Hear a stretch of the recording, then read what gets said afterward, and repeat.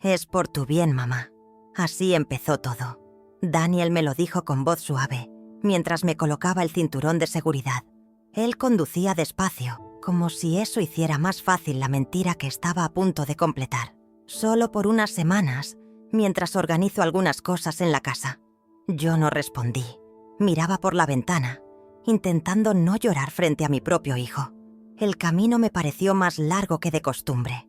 No íbamos en dirección al centro ni al médico, como había dicho. Tomamos la ruta vieja, la que lleva hacia las afueras de la ciudad. Reconocí los árboles torcidos en la curva y supe que no íbamos a ninguna consulta médica. Mi corazón se aceleró, pero no dije nada. Quería entender qué estaba pasando sin adelantarme. Es solo hasta que termine la reforma del baño y arregle las goteras del tejado, insistió, sin que yo preguntara nada. Me hablaba como si explicara algo a una niña. Me pareció tan absurdo.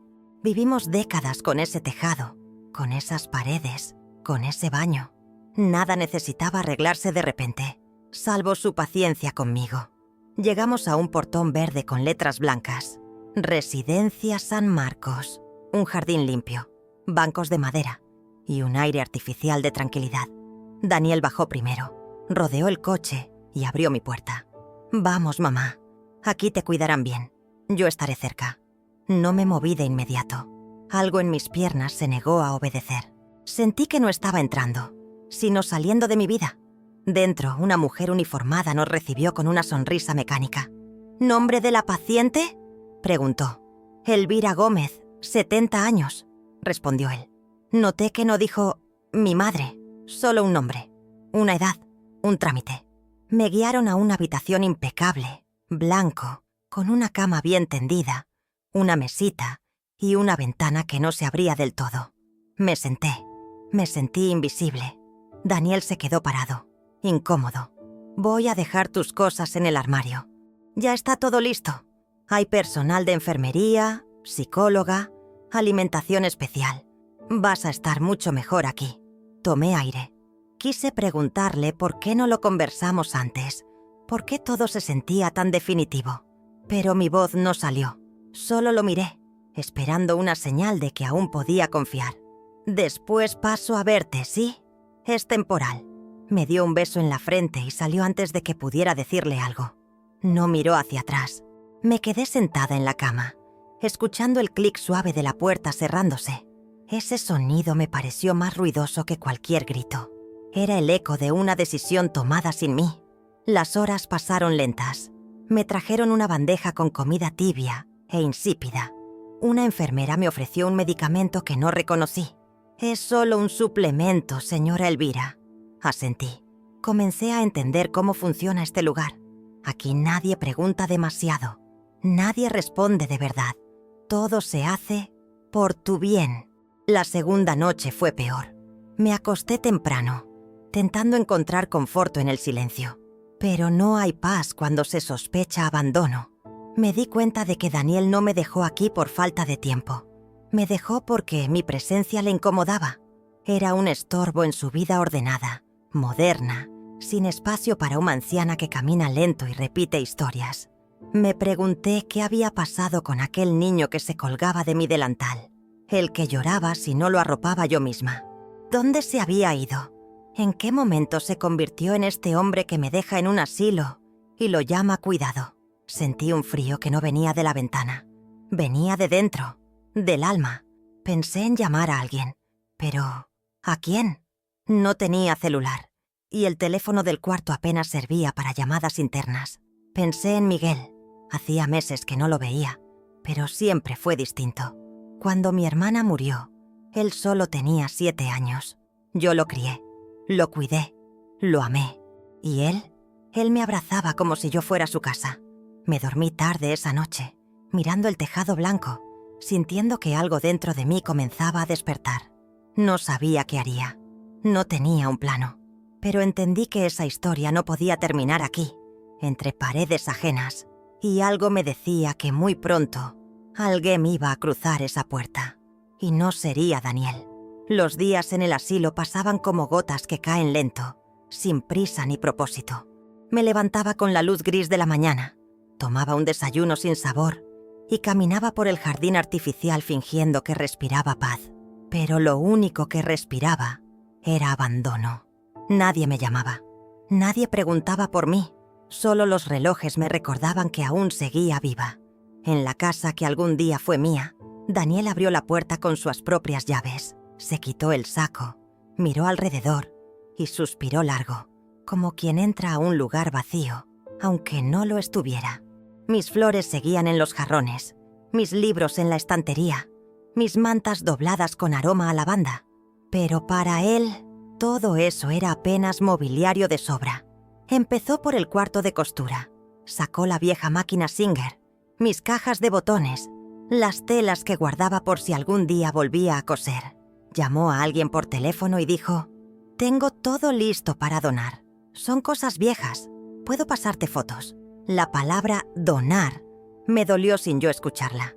Pero algo dentro de mí supo que mis cosas estaban siendo empacadas. Doña Teresa, mi vecina de siempre, lo vio salir con una bolsa negra en la mano. Cruzó la cerca, curiosa y preocupada. «¿Y Elvira? Hace días que no la veo regando sus plantas». Daniel, sin inmutarse, sonrió. «Se está recuperando en una residencia, doña Teresa. Decidimos que era lo mejor para ella, como si lo hubiéramos decidido juntos, como si yo tuviera voz». Teresa notó que las persianas seguían cerradas, que el pasillo olía a desuso, que la casa, aunque en silencio, parecía haberse encogido. Ella no dijo nada, pero algo en su mirada reveló que no creía del todo en la versión que acababa de oír. Porque Teresa me conocía. Sabía que yo jamás dejaría mi jardín sin despedirme. 2 días después, Miguel pasaba por la calle donde creció. Lo hacía siempre que podía, aunque no viviera más ahí. Teresa lo vio y lo llamó desde la vereda. «Miguelito, ¿te enteraste de lo de Elvira?». Él frunció el ceño. «¿Qué pasó?». «Pues que Daniel se la llevó a una residencia. Me dijo que era por salud, pero no me convenció». Miguel se quedó inmóvil. La última vez que me vio fue en primavera, cuando me trajo un libro de cuentos antiguos que había encontrado en una feria. Me abrazó y me dijo: «No se me pierda, ¿eh?». Yo le respondí con una sonrisa que ocultaba una tristeza vieja. Y ahora, esa tristeza se volvía sospecha en su pecho. «¿Qué residencia?», preguntó Miguel. Teresa no supo decir, solo que Daniel había estado sacando cosas, que la casa parecía vacía y que algo en todo eso no le cuadraba. Miguel le agradeció y se fue, pero su cabeza ya no estaba en paz. Sacó el celular e intentó llamarme. La línea no sonaba. Nada, solo silencio. Mientras tanto, yo en el asilo acomodaba una foto de Miguel que tenía guardada en una libreta vieja. No tenía marco, pero sí historia. Era de cuando cumplió 10 años y sopló las velas con una sonrisa tímida. Yo lo abracé tan fuerte ese día porque sentí que, aunque no fuera mi hijo de sangre, era mi hijo del alma. El teléfono del pasillo sonó esa tarde. No era para mí. Nunca era para mí. Me senté en el banco, cerré los ojos y pensé: si alguien me buscara de verdad, ya habría llegado. Pero no sabía que en ese mismo momento, Miguel estaba buscando mi nombre en internet, preguntando a conocidos, rastreando pistas, porque algo en su pecho le decía: ella no se fue por voluntad. Daniel, por su parte, ya había vaciado la alacena, reacomodado muebles e incluso medido la sala con una cinta métrica. Hablaba con alguien por mensaje. «La casa estará lista para mostrarla la próxima semana». La próxima semana, como si yo ya no existiera, como si mi historia pudiera empacarse con mis mantas. Y mientras eso pasaba, yo acomodaba una manta sobre mis piernas, sentada junto a la ventana del asilo, sin saber que en pocos días unas pisadas firmes cruzarían esa puerta. Pisadas que no venían a fingir cuidado, sino a devolverme la voz. A veces, para soportar la soledad, cierro los ojos y regreso al pasado. No al pasado triste, al otro, al que huele a sopa en la cocina y a caderas adoloridas de tanto cargar a un niño que no era mío, pero que sí lo fue. Miguel llegó a mi vida como un huracán silencioso, con 7 años y una mochila rota. Mi hermana Clara había muerto de forma repentina y él no tenía a nadie más. Recuerdo el día que lo recibí. Traía puestos unos zapatos gastados y los ojos muy abiertos, llenos de miedo. «¿Me voy a quedar aquí o solo por una noche?», me preguntó. Me agaché. Le tomé las manos pequeñas y le respondí: «Te vas a quedar aquí todo el tiempo que tú quieras». Él me abrazó sin soltar una lágrima. Y desde entonces, nunca más cené sola. Daniel era adolescente en esa época. No tomó muy bien la llegada de Miguel. Lo toleraba, pero nunca lo aceptó del todo. Me decía que ya no había espacio para él, que yo le prestaba más atención al hijo de mi hermana que a mi propio hijo. Yo intentaba equilibrar, pero era difícil. Miguel me necesitaba entera. Daniel ya no quería que lo abrazara en público. Miguel fue creciendo entre libros, arroz con leche y las historias que inventábamos por las noches. Lo llevé a su primer día de escuela. Lo vi defender a una niña del salón y lloré cuando me mostró su primer dibujo. Una casa, un perro y una señora con delantal. «Eres tú, tía Elvi», me dijo. Ese día entendí que no hay sangre más fuerte que el amor que se demuestra. Estuvo conmigo hasta los 17. Se fue a estudiar a otra ciudad, con una beca que se ganó por mérito propio. Le hice prometerme que me escribiría cada semana. Cumplió durante un tiempo. Luego las cartas fueron espaciándose. Pero cada vez que venía pasaba por la casa, me abrazaba largo y me decía: «Gracias por no haberme soltado nunca». Aunque el contacto se volvió más esporádico, nunca sentí que me hubiera olvidado. En cada visita, sus ojos buscaban los míos como lo hacen los hijos que regresan al nido. Me traía pan de la ciudad, libros usados, y siempre se despedía con un beso en la frente y un «Cuídese mucho, tía». Nunca me pidió nada, solo aparecía y me devolvía la vida. Por eso, cuando supe que él estaba preguntando por mí, sentí un escalofrío dulce. Teresa me lo había contado por carta enviada o asilo, con letra nerviosa. «Miguel vino preguntando por usted. Le conté todo lo que supe». Cerré la carta con manos temblorosas. Miguel estaba buscándome, no por obligación, no por herencia, sino porque algo en su alma sintió que algo en la mía estaba herido. En ese momento, algo dentro de mí se enderezó, como una flor que vuelve a buscar el sol. Daniel no había vuelto. Ni una llamada, ni un mensaje. Pero Miguel, que ni siquiera tenía obligación legal sobre mí, se había movido con solo una sospecha. Y eso es lo que distingue a los que aman de verdad. No sabía cuándo vendría.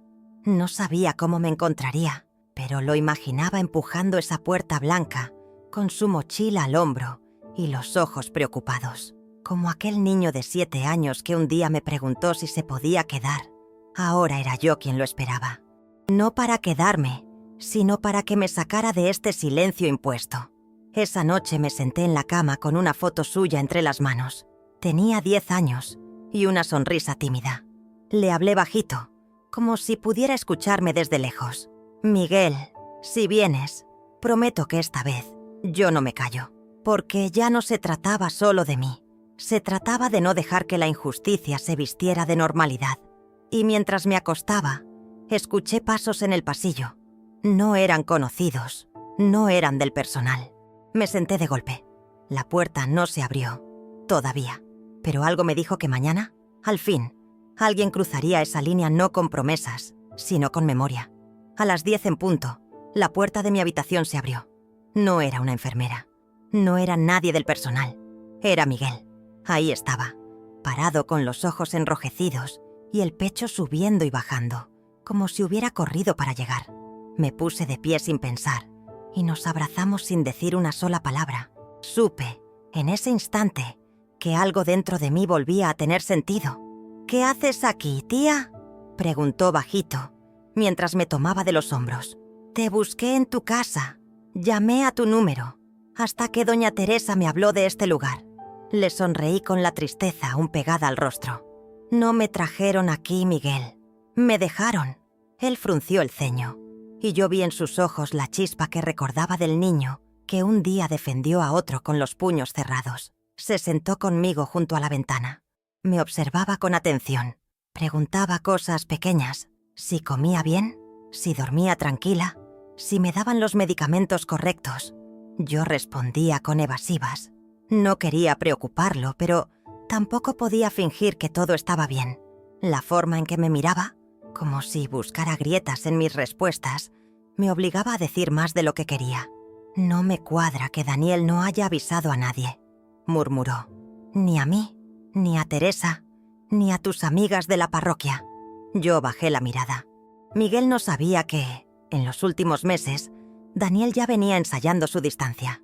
Decía que yo lo cansaba, que siempre hablaba del pasado, que estaba vieja para opinar sobre su vida. Las palabras salieron solas, con el peso de lo no dicho. Miguel no respondió de inmediato. Se frotó las manos, miró alrededor y respiró hondo. «¿Esto fue idea tuya, tía?», negué con la cabeza. Él dijo que era temporal, que iba a arreglar la casa, el baño, que no podía cuidarme por el trabajo. Miguel apretó los labios. «¿Y volvió a verte desde entonces?». Mi silencio fue respuesta suficiente. Comenzó a visitarme 2 veces por semana. Traía libros, galletas, me ayudaba a salir al patio. A veces venía con un cuaderno y me pedía que contara historias de cuando era niña. Otras, solo nos sentábamos a ver el cielo por la ventana que apenas se abría.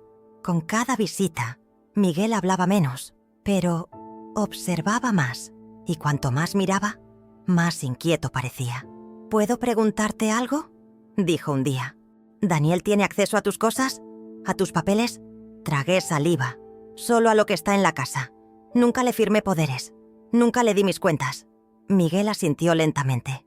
«Bien».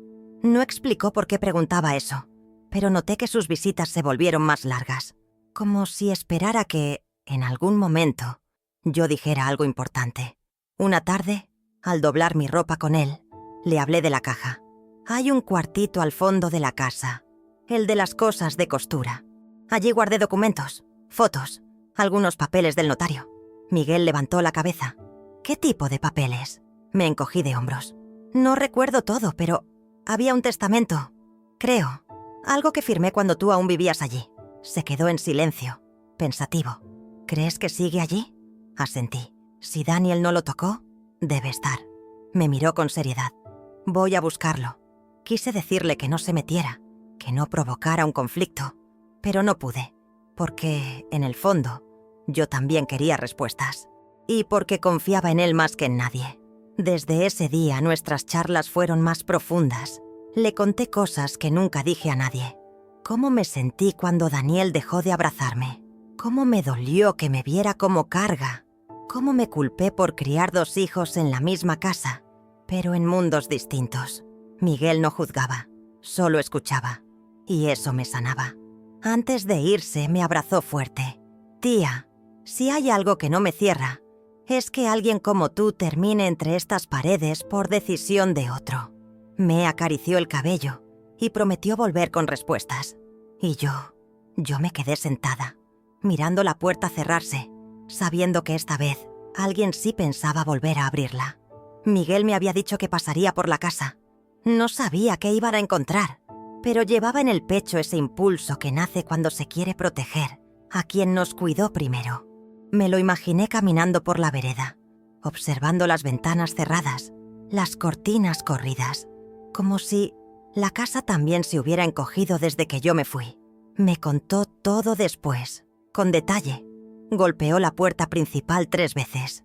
Nadie respondió. Probó la cerradura y notó que la llave antigua ya no encajaba. Daniel había cambiado la cerradura. Ese gesto, pequeño y silencioso, le dijo más que cualquier explicación. Fue como si hubieran borrado mi huella del lugar donde viví toda una vida. Dio la vuelta por el costado, por donde yo solía salir a colgar la ropa. El portón lateral también estaba cerrado, pero sabía que Teresa, la vecina, guardaba una llave del viejo cuarto trasero. Había sido un favor que le pedí años atrás, por si algún día perdía la mía. Miguel fue a su casa y tocó la campanita blanca que colgaba en su puerta. Teresa lo recibió con cara de sorpresa y alivio. «Sabía que volverías», le dijo. Él le explicó todo, con calma pero con el corazón en la garganta. Le habló de mis palabras, de la caja, del testamento que tal vez seguía allí. Teresa no preguntó demasiado. Sacó un llavero del cajón y se lo entregó. «Solo prométeme que cuidarás lo que encuentres». Miguel entró por el jardín trasero. El pasto estaba seco, las macetas rotas en el suelo. Al fondo, el cuartito de costura seguía allí, con la misma puerta de madera descascarada. Abrió con cuidado. Un olor a encierro, a polvo, a tiempo detenido lo recibió de golpe. Encendió la linterna del celular y comenzó a buscar entre las cajas. Allí estaban mis cosas: telas dobladas, latas de botones, frascos con hilos de colores, una silla coja, una manta medio tejida y en el fondo, la caja de madera con tapa tallada. La había guardado hace años, cuando aún podía coser sin que me temblaran las manos. Era mi pequeño cofre de memorias. Miguel la reconoció apenas la vio. La levantó con cuidado y la colocó sobre la mesa. Estaba más pesada de lo que recordaba. Dentro había sobres, papeles doblados, recibos antiguos, fotografías en blanco y negro. Y en medio de todo, un sobre grueso, cerrado, con su nombre escrito en mi letra. «Miguel Rodríguez», decía. Su corazón latió tan fuerte que creyó que lo oirían desde la calle. Se sentó en el banco de madera y lo sostuvo entre las manos. No lo abrió de inmediato.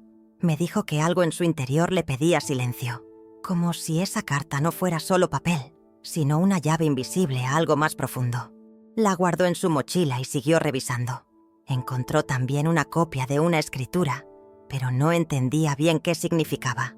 Antes de salir, volvió a mirar el cuartito. Todo seguía como lo recordaba, pero ahora él tenía en las manos una pieza del rompecabezas que ni yo misma sabía si había dejado preparada a propósito. Cerró con llave y devolvió la copia a Teresa, agradecido. Luego caminó de vuelta, con el sobre apretado contra el pecho. Esa noche me visitó en el asilo. No traía flores ni libros, solo el sobre. Me lo mostró sin decir palabra. Lo reconocí al instante. La letra era mía, el papel también. «¿Puedo leerlo contigo?», me preguntó. Asentí con la garganta cerrada. Nunca supe si ese sobre fue escrito por precaución o por intuición. Cuando empezó a leer en voz alta, sentí que el aire en la habitación se volvía más espeso, porque lo que ese sobre contenía no era solo tinta y papel. Era la prueba de que, incluso cuando creí que nadie me cuidaría, mi corazón había dejado instrucciones claras de a quién confiar mi historia. Miguel desplegó el sobre con manos firmes pero lentas, como si supiera que dentro no solo había palabras, sino algo que podía cambiar el curso de todo. Sacó primero una hoja doblada en 3. Reconocí mi firma al pie del documento antes de que él dijera una sola palabra. Era mi testamento, fechado hacía más de 2 años, y aún así me pareció escrito ayer. Yo, Elvira Gómez, en pleno uso de mis facultades. Así empezaba. Había escrito cada línea con una mezcla de calma y temor. No lo hice por impulso. Lo hice después de una noche especialmente dura, cuando Daniel me gritó que yo le complicaba la vida. Fue entonces cuando entendí que no debía dejar mi historia en manos de quien solo me toleraba. Miguel siguió leyendo. Mi voz escrita decía que lo nombraba a él, Miguel Rodríguez, como único heredero legal de la propiedad donde vivíamos. La casa onde lo criei. A casa que ainda cheirava a sopa nos domingos e guardava os desenhos dele na geladeira. Eu não podia deixar aquilo para alguém que apenas esperava minha morte como alívio. También había un anexo, una copia de la escritura, ya transferida a su nombre.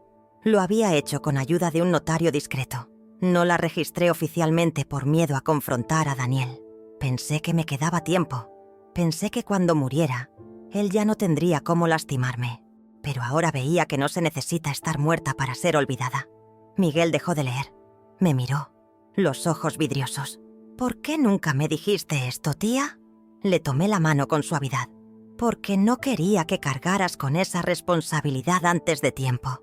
Pero sobre todo, porque confiaba en que, si alguna vez me faltaban fuerzas, tú vendrías». Y había venido. «No puedo creer que Daniel no supiera de esto», murmuró. Yo negué con la cabeza. «No tiene idea. Nunca se interesó por mis papeles, solo por mi silencio». Miguel apretó los labios. «Entonces, tenemos ventaja». Había una firmeza nueva en su voz. Ya no era el sobrino preocupado. Era el hombre que entendía que su historia también estaba en juego. Voy a registrar la escritura, tía. No puedo dejar que él venda lo que no le pertenece. Asentí. Pero hazlo con cuidado. Él es impulsivo. No quiero que esto se vuelva un pleito violento. Miguel sonrió con un poco de tristeza. No haré escándalo. Haré justicia, a tu manera. Y ahí supe que, o amor ensinado floresia, do jeito certo. Guardó los papeles de nuevo, envolviéndolos en una carpeta plástica que trajo consigo. Dijo que pasaría no cartorio no día seguinte. Pero antes quiero asegurarme de que no haya iniciado ningún trámite legal en tu nombre. Yo le confirmé. Nunca firmé poderes, nunca autoricé nada. Todo sigue siendo tuyo y mío, dijo. Antes de irse me abrazó como cuando era niño. Tía, te juro que voy a proteger lo que construiste, aunque tenga que pelear solo. Le acaricié el cabello, como hacía cuando no podía dormir. Nunca estuviste solo, Miguel. Solo te faltaba recordar de dónde vienes. Y en sus ojos vi que lo había recordado. Esa noche dormí por primera vez sin miedo. No porque Daniel no pudiera hacerme daño, sino porque ya no estaba sola para enfrentarlo. Y mientras el sueño me vencía, repetí en silencio. Gracias, Clara. Tu hijo sigue siendo mío también. Lo que no sabíamos entonces era que Daniel también estaba moviéndose y que pronto descubriría algo que no estaba listo para ver. Miguel no vino el miércoles como de costumbre. No me alarmé de inmediato, pero el jueves apareció con el rostro tenso y los ojos cargados de preocupación. Cerró la puerta de mi habitación con cuidado. Se sentó frente a mí y, sin rodeos, dijo: Tía, tenemos un problema serio y tenemos que actuar antes de que sea tarde. Había ido al registro de propiedad para verificar la escritura. El documento estaba firmado, notariado y fechado, pero nunca fue registrado oficialmente. Eso significaba que, legalmente, la casa seguía estando a mi nombre, y eso le abría a Daniel una puerta peligrosa para hacer lo que quisiera sin que yo lo supiera. Tu hijo está intentando vender la casa, tía. Así, sin anestesia. Me quedé en silencio. Fui a hablar con un contacto de confianza en una inmobiliaria local. Me dijo que Daniel ya mostró la casa, que dijo ser el único heredero y responsable legal. Está apurando todo como si no esperara que nadie le haga preguntas. Sentí un vacío en el pecho. ¿Y qué dice de mí? ¿Que estoy muerta? Miguel bajó la mirada. Dice que estás incapacitada, que no podés tomar decisiones por ti misma. No presentó certificados ni nada, pero está tratando de cerrar el trato lo antes posible. Me llevé las manos al rostro. No podía creer el descaro. Me puse de pie, temblando. Quería salir corriendo, volver a mi casa, gritarle en la cara, pero mis piernas no me obedecían. Miguel se acercó y me sostuvo. No, tía, no te preocupes. No va a salirse con la suya, pero necesito que confíes en mí, ahora más que nunca. Le asentí en silencio, con el alma estremecida. Me explicó que ya había contactado a un abogado, uno discreto, confiable, que lo estaba ayudando a registrar la escritura de forma urgente y a bloquear cualquier intento de venta.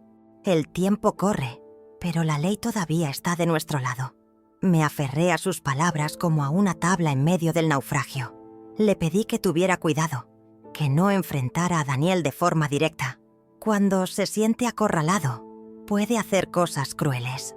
Miguel me miró con ternura, pero también con decisión. Yo vi cómo te borró de tu propia casa, tía. No voy a permitir que ahora también borre tu historia. Volvió a ver a doña Teresa. Ella le contó que había visto gente entrando y saliendo de la casa. Uno con cinta métrica, otra mujer preguntando si podían tirar una pared del comedor. Me dolió el pecho.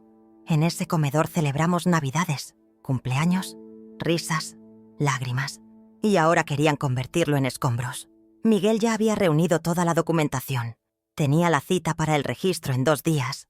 Una vez registrada la escritura, puedo frenar todo legalmente.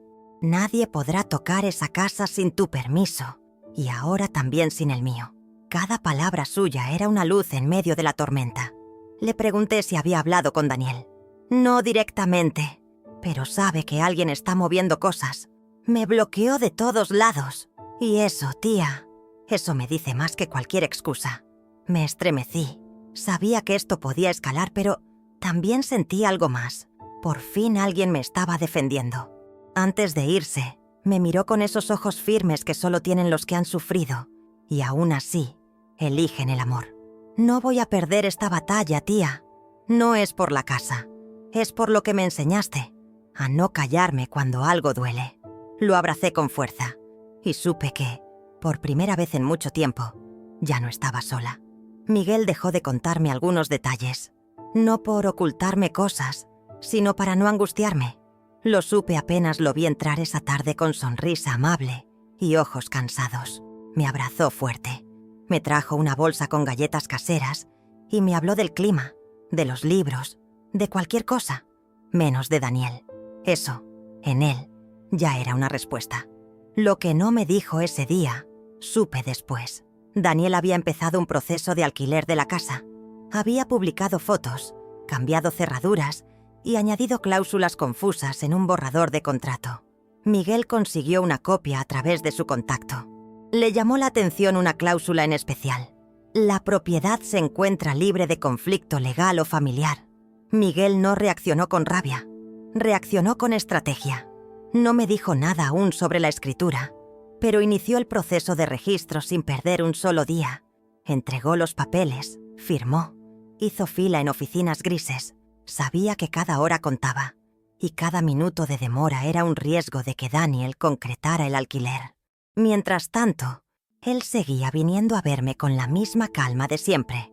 Me hablaba con ternura, me ayudaba a caminar hasta el jardín, me leía en voz alta, pero sus pensamientos estaban en otro lado. No lo decía, pero yo lo veía en la forma en que sus manos se tensaban cuando hablaba de la casa. Fue en una de esas visitas que me preguntó, con aparente inocencia, si yo aún tenía aquel terreno viejo, ese que me dejó mi padre. Me sorprendió que lo recordara.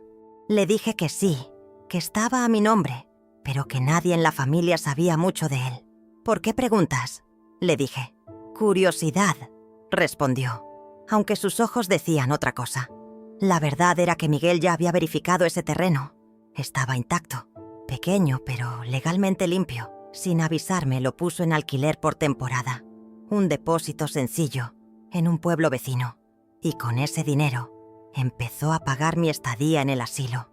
No lo hacía por lástima, lo hacía por dignidad, por respeto. No quiero que Daniel use un solo peso tuyo para mantenerte en un lugar donde él mismo te encerró, me diría tiempo después. Y tenía razón. El dinero que salía de ese terreno era más que suficiente. Pero lo más valioso era el gesto. Miguel no solo me cuidaba con palabras, sino también con acciones que nadie veía. Doña Teresa también ayudó en silencio. Fue ella quien le confirmó que había gente entrando a la casa para verla, que Daniel llegaba por las tardes, a veces con desconocidos, a veces solo. Anda diciendo que es dueño de todo y que tú estás fuera de la realidad. Me dijo eso con cuidado, temiendo herirme. Pero yo ya no me quebraba tan fácil. Una noche, mientras Miguel revisaba los avances del registro, Daniel firmó una reserva informal con una pareja joven. Pedía un adelanto en efectivo, sin declarar. Quería evitar preguntas, pero esa reserva no duraría mucho, porque en pocas horas la escritura registrada oficialmente caería como un muro sobre su teatro. Miguel no me lo contó de inmediato. Solo vino, se sentó a mi lado y me dijo: «Todo va a estar bien, tía». Yo le creí, no por las palabras, sino por la forma en que me las dijo. Había en su voz algo que Daniel jamás tuvo. Verdad, silenciosa, firme, sin adornos. Esa verdad que solo puede ofrecer quien te vio en tus peores días. Y no se fue. Me tomó la mano y me habló de su madre. «Clara estaría orgullosa de ti», me dijo. «Y de vos», le respondí.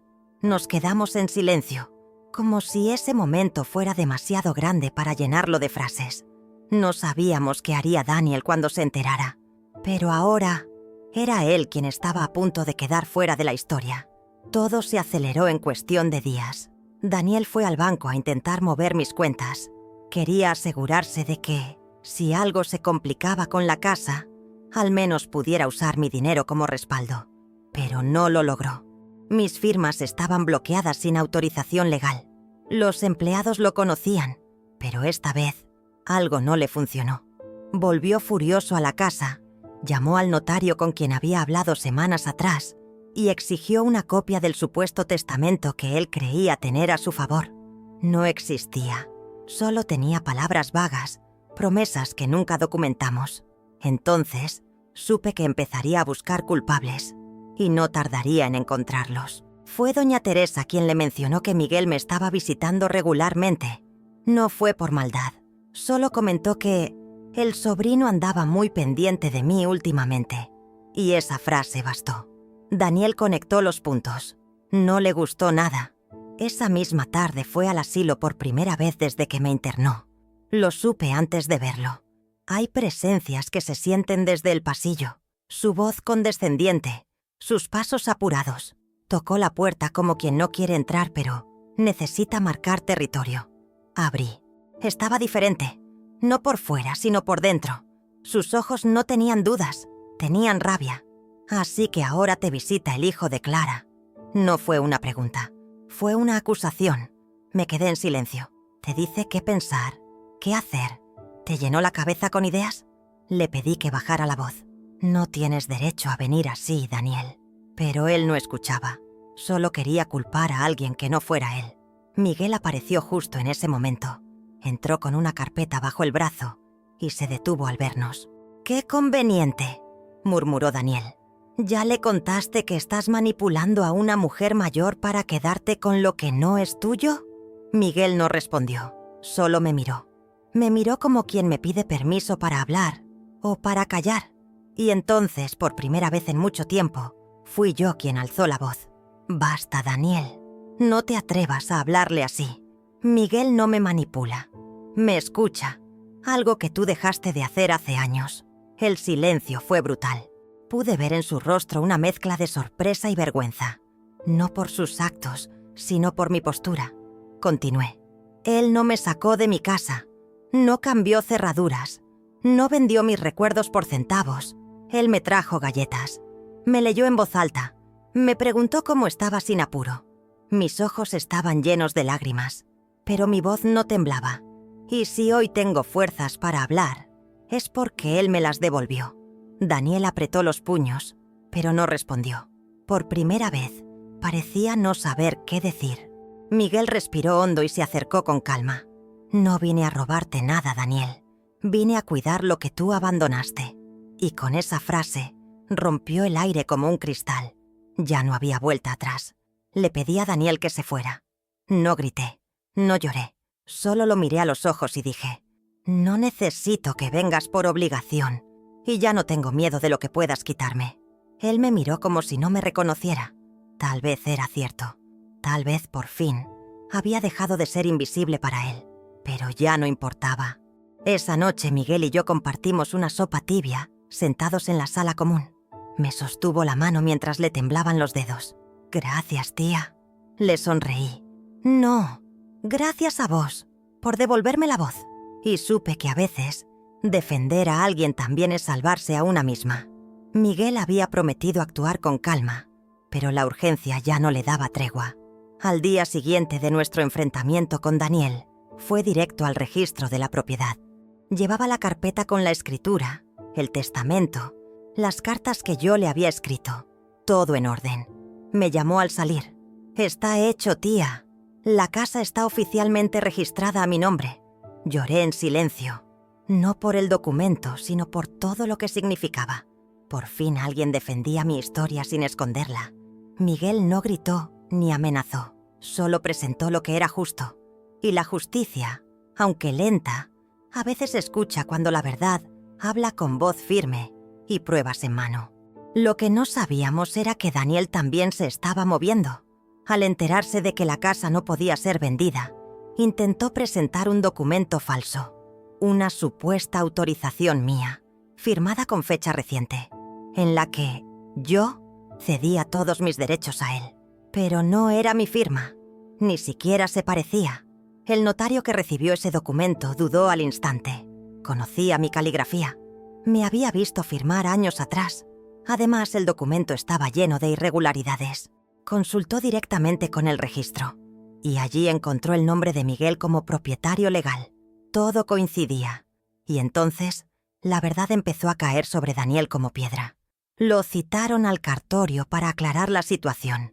Miguel también fue convocado, con los documentos originales en mano. Me hubiera gustado estar allí, ver su rostro al descubrir que ya no tenía poder sobre nada, pero confiaba en que Miguel llevaría mi voz escrita con más firmeza que mis propias palabras. El día llegó. Miguel se sentó frente a la mesa, sacó la carpeta y habló con claridad. Mostró la escritura original, el testamento firmado, las fechas, los sellos. El funcionario revisó todo, comparó firmas y luego miró a Daniel con seriedad. «Señor Gómez, esto es un intento de falsificación. Esto no solo es ilegal, es inmoral». Daniel no respondió.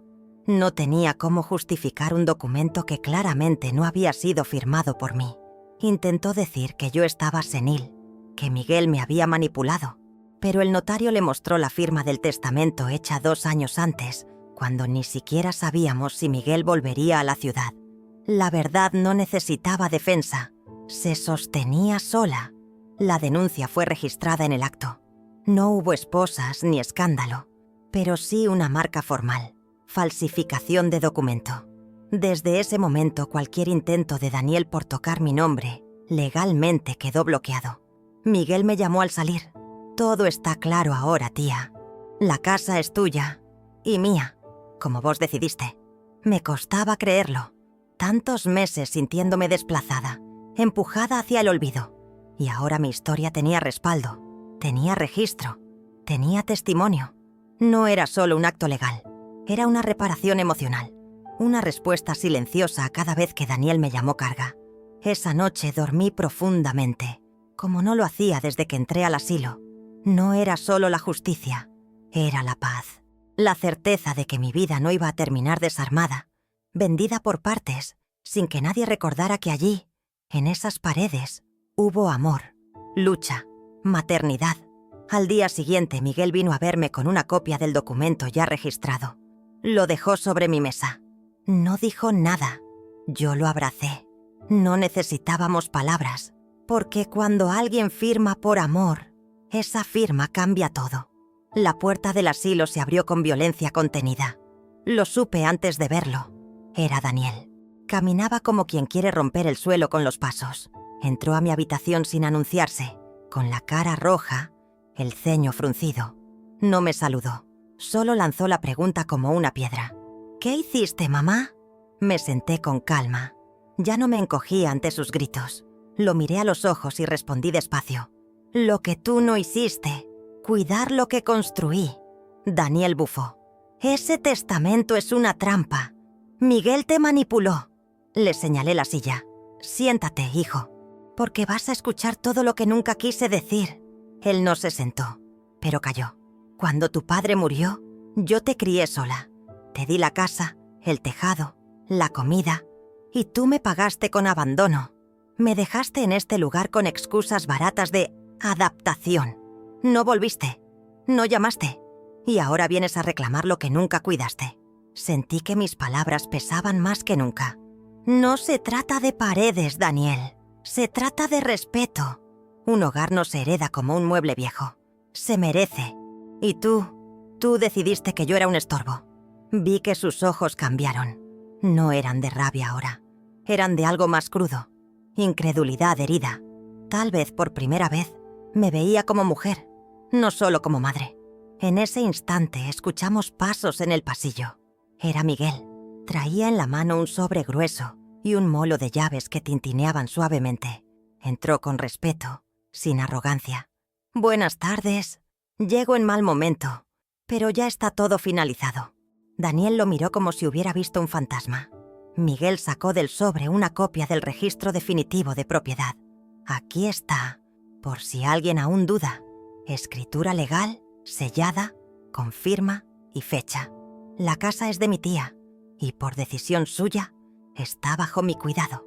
Luego extendió la mano, mostrando las llaves. El sonido metálico llenó la sala de un silencio denso. Daniel dio un paso atrás, Sus labios temblaban, pero no hablaba. «Estas llaves eran tuyas», dije, «pero renunciaste a ellas el día que me cerraste la puerta». Miguel no añadió nada, solo me miró, y en ese gesto entendí que el tiempo había hecho justicia por fin. No con venganza, sino con verdad. «¿Y ahora qué?», murmuró Daniel. Su voz ya no tenía fuerza, solo vacío. Le respondí con calma. «Ahora podés volver a tu casa. Esa que compraste. Esta ya no te pertenece. Ni legalmente, ni moralmente». Fue la primera vez que vi a mi hijo sin respuestas, sin excusas, solo con la sombra de sus propias decisiones. Miguel dejó las llaves sobre mi mesa, como símbolo de todo lo que habíamos recuperado. «No hace falta que hablemos más, Daniel. Solo te pido una cosa. No vuelvas a lastimarla». Daniel se giró sin decir palabra. Salió del cuarto sin mirar atrás, y supe que, aunque había perdido la casa, lo que más le dolía era haber perdido mi voz. Después de eso, me sentí más ligera, como si por fin hubiese cerrado una puerta que estuvo entreabierta por años. Miguel me ayudó a recostarme. «¿Estás bien, tía?», preguntó. Asentí. «Estoy en paz, porque las llaves ya no abrían una casa. Habría mi dignidad recuperada». El sol de esa mañana tenía otro color. Miguel llegó temprano al asilo, con una sonrisa que no intentaba ocultar. «¿Lista para volver?», me dijo. Asentí con el corazón latiendo fuerte. No por miedo, sino por la emoción de regresar al lugar que construí con tanto esfuerzo y que pensé haber perdido para siempre. Empacamos pocas cosas, las que me acompañaron esos meses grises. Una manta tejida, un retrato de juventud, un diario a medio llenar. Nada más. No necesitaba mucho. Solo quería volver a donde cada rincón tenía historia, aunque algunas dolieran. Volver a sentir que el tiempo no me había borrado del todo. Al llegar, las llaves giraron en la cerradura con un sonido nuevo. Un sonido de justicia. Miguel abrió la puerta y me dejó entrar primero. Todo estaba limpio, cuidado, luminoso. Las cortinas respiraban con el viento. La cocina olía a canela. El marco con la foto de Clara y Miguel seguía en la estantería. Todo seguía, y a la vez, todo había cambiado. Subí los escalones despacio, tocando la baranda como si confirmara que aún era mía. Mi cuarto estaba intacto. La colcha azul, las flores en el jarrón. Miguel había restaurado las paredes, repintado las portas, rescatado, o que aún tenía alma. Me abrazó y dijo: «Este lugar no volvió a ser un hogar hasta que vos cruzaste la puerta. Decidimos que él viviría arriba. El antiguo altillo que antes era depósito, ahora sería su cuarto. Así te cuido de cerca», dijo con tono juguetón. Le sonreí, mas sabía que o cuidado vino de ambos lados. Nos necesitábamos de formas diferentes, pero reais. Era una nueva etapa, una pactada con amor, no con culpa. Pasaron semanas. Yo volví a hornear pan, a regar plantas, a leer al atardecer. La casa respiraba conmigo.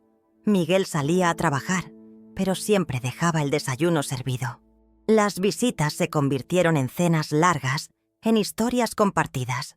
Era como volver a criar, pero con la sabiduría del tiempo y la calma del perdón. Daniel, en cambio, desapareció del mapa. Supe por doña Teresa que enfrentaba un proceso judicial. La falsificación no quedó impune, tampoco el abandono, pero no sentí alegría por eso, solo tristeza, no por lo que perdió, sino por lo que no supo conservar. Lo quise tanto, pero a veces el amor no alcanza para sostener la dignidad. Nunca volvió, ni un mensaje, ni una llamada. Al principio dolía, luego fue parte del silencio que uno aprende a aceptar. Algunos hijos se alejan y no regresan. No por falta de camino, sino por no saber volver. Y yo ya no podía seguir esperándolo en la ventana. Ahora, otra alma me esperaba en la cocina. Una tarde me senté en mi sillón favorito, junto a la ventana. El sol bañaba las plantas y escuchaba la risa de Miguel con los vecinos. Cerré los ojos un momento y me abracé por dentro. No tenía todo, pero tenía lo que importaba. No estaba sola. Y eso, a mi edad, es más valioso que cualquier herencia. Pensé en todo lo vivido, en cada silencio, en cada lágrima, en cada puerta cerrada. y también en cada reencuentro, cada palabra sincera, cada acto de ternura. Al final entendí que una casa no se mide en metros, se mide en memorias, en abrazos, en quien cruza la puerta sin que lo llames, solo porque te ama. Antes de dormir, Miguel me tapó con la manta y me dio un beso en la frente. Gracias por dejarme volver. Le tomé la mano y respondí, gracias por no olvidarte de dónde saliste. La casa no era un lugar, era un pacto, un símbolo. Y en ese símbolo, yo había vuelto a ser alguien. Miré una vez más por la ventana. El cielo estaba sereno y susurré, sin que nadie más oyera. Una casa no necesita ser grande, solo necesita que alguien cierre la puerta por amor.